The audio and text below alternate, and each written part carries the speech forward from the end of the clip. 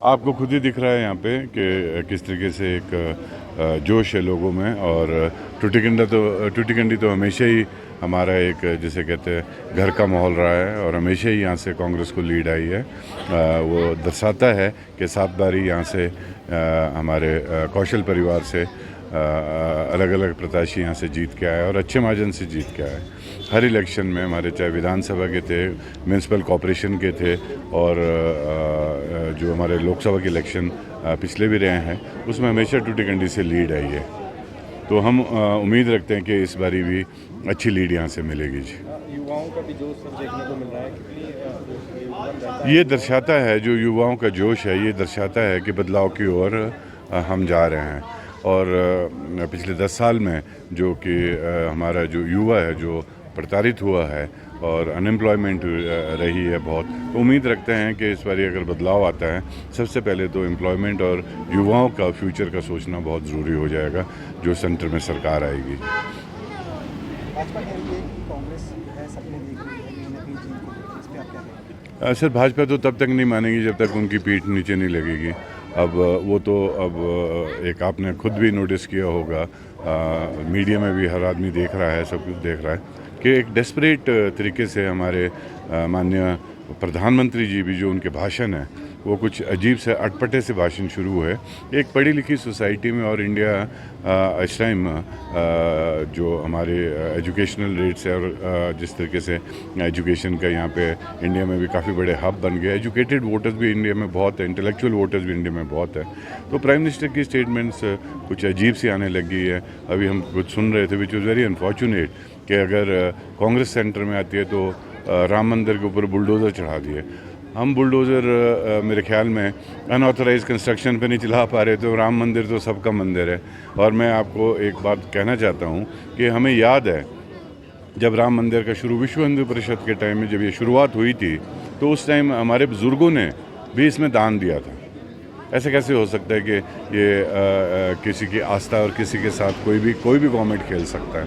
तो ये वो दर्शाता है कि उनको थोड़ी फ्रस्ट्रेशन है प्राइम मिनिस्टर को। और उसी तरीके से जो इनके यहाँ के नेता हैं वो बीजेपी के लिए वोट नहीं मांग रहे हैं, वो सब के सब मोदी के लिए वोट मांग रहे हैं।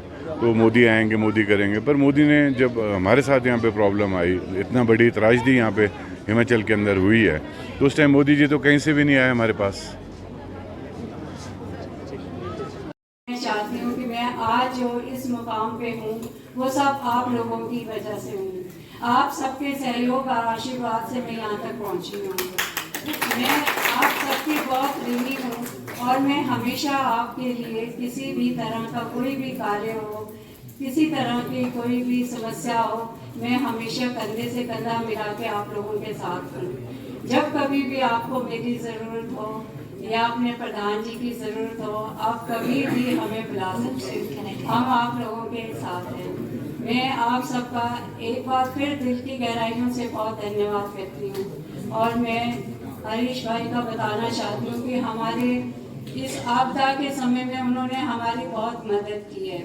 और मेरे कुछ सपने यहाँ जो थे, जो मैंने कहा था कि मैंने एक मेहता कॉलोनी का रोड बनाना है और मंगरू कॉटेज का एक रोड बनाना है जहाँ पे एम्बुलेंस रोड की सुविधा नहीं है, तो उन्होंने मुझे मेहता कॉलोनी के लिए अभी तक 20 लाख रुपए दे दिए हैं, जिससे मैंने काम शुरू किया।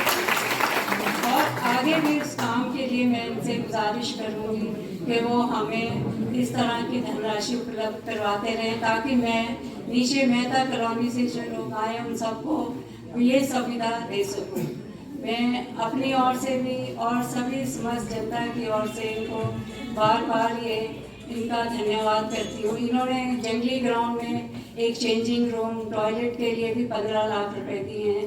और जब भी हमें कभी भी ज़रूरत पड़ती है फंडिंग की तो हम इनके पास जाते हैं। और बाकी मुझे अपने हैं छोटे भाई लेकिन मेयर गुड्डू का बहुत सहयोग है, वो मेरे हर कार्य में मेरा साथ देते हैं। इनका भी मैं बड़ा धन्यवाद करती हूँ यहाँ आने पे।